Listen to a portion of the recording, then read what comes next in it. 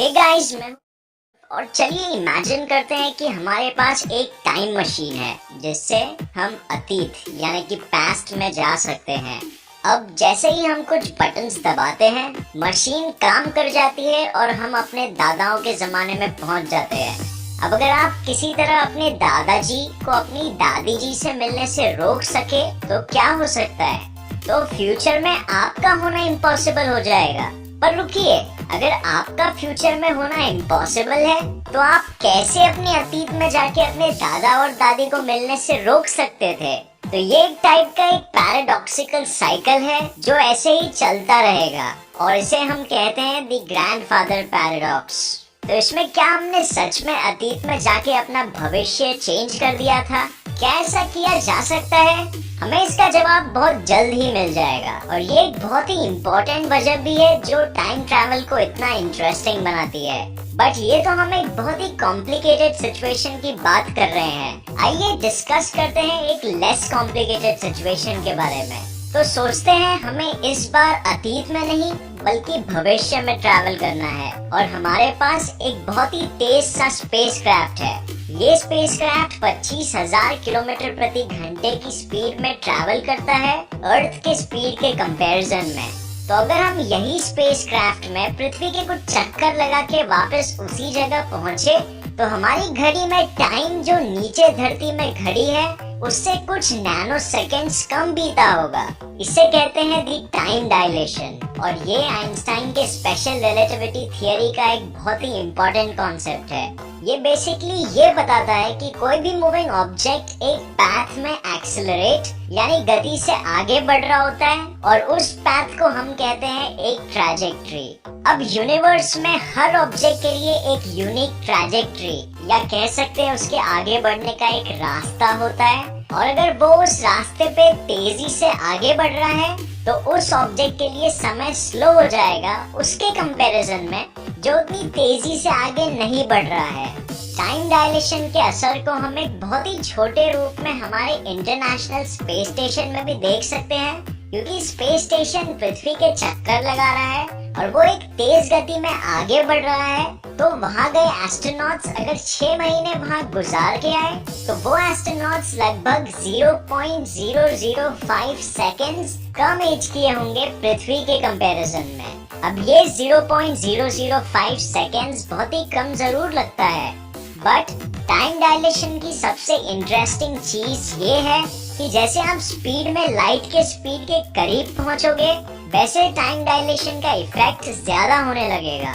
जैसे आप ये ग्राफ देख सकते हो इसमें जैसे जैसे आपकी स्पीड बढ़ रही है टाइम डायलेशन भी बढ़ रहा है और जैसे ही आप कुछ 75% स्पीड ऑफ लाइट तक पहुंच जाते हो तो इसका इफेक्ट बहुत ही सीरियस होने लग जाता है और टाइम कहीं गुना ज्यादा स्लो होने लगता है। लेकिन रियलिटी में बस सिर्फ टाइम ही स्लो नहीं हो रहा है बल्कि डिस्टेंस भी कम होने लगता है।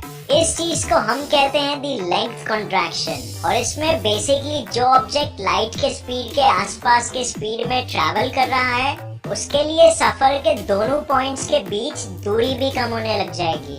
बट ये दूरी का सफर करने में जितना समय लग रहा है वो एक दूर से देखने वाले इंसान को बिल्कुल नॉर्मल ही लगेगा, बस सिर्फ उस रफ्तार में सफर करने वाले इंसान को कम लगेगा। तो ये सब चीजों का समय यात्रा से क्या लेना देना है? तो सोचिए अगर आप लगभग 90% लाइट स्पीड में ट्रैवल कर सके 10 साल तक तो आप जब पृथ्वी में वापस पहुंचोगे तो आपकी उम्र सिर्फ 10 साल बड़ी होगी बट पृथ्वी में लगभग 24 साल गुजर गए होंगे। तो इसका मतलब ये है कि आप एक तरह से 14 साल भविष्य में आ गए हो। दूसरे एग्जाम्पल की तौर पे अगर आपने इंटरस्टेलर मूवी देखी होगी तो उसमें एस्ट्रोनॉट्स एक प्लैनेट में लैंड करते हैं जिसकी ग्रेविटी पृथ्वी से 30% ज्यादा होती है। ये प्लैनेट एक सुपर मैसिव ब्लैक होल को ऑर्बिट कर रहा होता है 55% लाइट के स्पीड में। अब ये ब्लैक होल जिसका नाम होता है गार्गेंचुआ का मास 10 करोड़ सन्स के बराबर होता है और वो खुद भी स्पिन हो रहा होता है 99.8% लाइट स्पीड में। अब जब वो एस्ट्रोनॉट्स का क्रू जिन्होंने वहाँ पे लैंड किया और 3 घंटे गुजारे वो वापस स्पेसक्राफ्ट में पहुँचते हैं तो वहाँ पे 24 साल गुजर गए होते हैं और ये कोई साइंस फिक्शन नहीं है, बल्कि कैलकुलेशंस एकदम रियल है। ऐसे किसी प्लैनेट में समय कैलकुलेशंस के हिसाब से 60,000 गुना कम तेजी से गुजरेगा। लेकिन अगर हम वहाँ हो तो हमें ये बिल्कुल भी महसूस नहीं होगा, हमें सब कुछ नॉर्मल ही लगेगा। सोचने में ही कितना वियर्ड लगता है, राइट? लेकिन ऐसा क्यों होता है? क्योंकि समय खुद स्लो हो जाता है अगर हम लाइट के स्पीड के आसपास की स्पीड में ट्रैवल कर सके तो ये जानने के लिए कि ये कैसे होता है, एक बहुत ही बेसिक डायग्राम देखेंगे हम। तो टाइम क्या है? टाइम एक मेजरमेंट है जो बेसिकली किसी भी चीज के मोशन यानी रफ्तार में बदलाव को मेजर करता है। तो उस बदलाव की फ्रीक्वेंसी जितनी ज्यादा होगी उतना फास्ट टाइम गुजरेगा। बट अगर वही फ्रीक्वेंसी कम हो गई तो टाइम बिल्कुल ही स्लो हो जाएगा। तो जैसे आप इस इलस्ट्रेशन में देख सकते हैं कि जब दोनों क्लॉक्स एक स्टेबल पोजीशन में है तो दोनों लाइट के पार्टिकल्स यानी कि फोटॉन्स सेम फ्रीक्वेंसी रख रहे हैं। बट अगर हम एक क्लॉक को एक्सेलरेट कर दे एक बहुत ही तेज रफ्तार में, तो आप देख सकते हो कि वही फोटॉन के पार्टिकल को एक लंबी और डायगोनल दूरी तय करनी पड़ रही है। और क्योंकि लाइट की स्पीड हमेशा कांस्टेंट यानी कि एक ही रहेगी हर सिचुएशन में, तो उतनी लंबी दूरी तय कर पाने के लिए टाइम को स्लो होना पड़ेगा। जैसे आप देख सकते हो यहाँ इस फोटॉन की फ्रीक्वेंसी कम हो गई है क्योंकि उसे वही रफ्तार में ज्यादा दूरी तय करनी पड़ रही है। इसी वजह से समय तेज रफ्तार के वजह से खुद धीमा गुजरने लग जाता है। तो इससे पहले हमने फ्यूचर में जाने का डिस्कस किया, बट क्या किसी तरह अतीत में भी जाया जा सकता है? तो कई साइंटिस्ट का मानना है कि इसके लिए बहुत ही स्पेसिफिक स्पेस टाइम का स्ट्रक्चर चाहिए होगा, जो कि शायद वास्तव में पॉसिबल नहीं भी हो सकता है। इस स्ट्रक्चर को हम कहते हैं CTC यानी क्लोज्ड टाइम लाइक स्ट्रक्चर। और ये कुछ इस तरह कर्व दिखेगा जहाँ आप देख सकते हो कि समय में वापस जाना पॉसिबल हो सकता है, या तो वो एक लूप की तरह होना चाहिए जो एक दूसरे से कनेक्टेड है वर्म होल्स के थ्रू, जिनके बारे में हम आगे डिस्कस करेंगे। तो अतीत में जाने का विज्ञान बहुत ही कॉम्प्लिकेटेड है और कहीं हद तक कल्पना के ऊपर आधारित है, और बहुत से साइंटिस्ट बिलीव करते हैं कि ये शायद पॉसिबल नहीं भी हो पाएगा कॉज़ैलिटी के पॉइंट ऑफ व्यू से। जैसे हमने पहले ग्रैंडफादर पैराडॉक्स का एग्जाम्पल देखा था, वैसे ही कई पैराडॉक्सेस क्रिएट होने लगेंगे जिससे यूनिवर्स के इंफॉर्मेशन साइकिल में गड़बड़ होनी शुरू हो जाएगी। बट एक तरह से अतीत में जाना शायद पॉसिबल हो सकता है, और ये हम जैसे मूवीज में देखते हैं उससे बिल्कुल अलग है।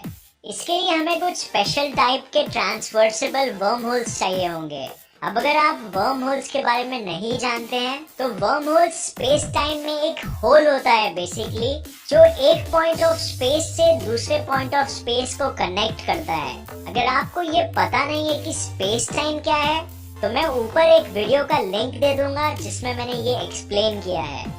तो आइंस्टाइन की theory of relativity worm holes के स्ट्रक्चर को बिल्कुल अलाउ करती है, लेकिन आज तक हमने इन्हें वास्तव में कभी देखा नहीं है। तो थियरी के हिसाब से वर्म होल्स भी थोड़े डिफरेंट सिचुएशन में होने चाहिए। जैसे ये इलस्ट्रेशन में हम देख सकते हैं, यहाँ वर्म होल्स A और B एक दूसरे से कनेक्टेड है और दोनों में समय साल 2010 चल रहा है।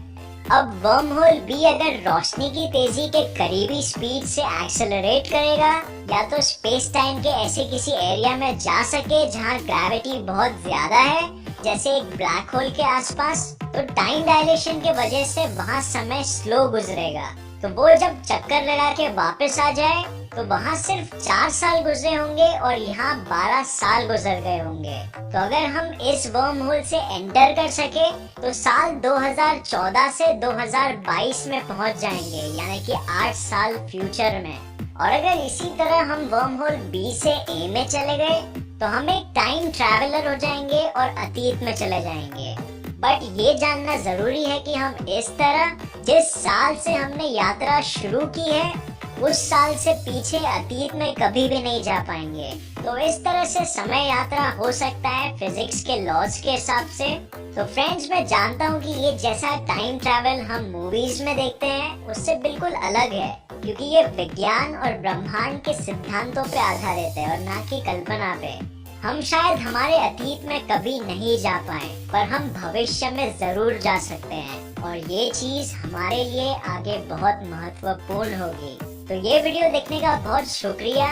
उम्मीद है आपको ये वीडियो पसंद आया और इससे नया कुछ जरूर सीखने मिला। तो फ्रेंड्स, आपकी क्या राय है इस विषय में? क्या आपको लगता है कि हम आगे ऐसी कोई मशीन बना पाएंगे जिससे समय यात्रा संभव हो पाएगा? कमेंट कीजिए नीचे, हम जानना चाहेंगे।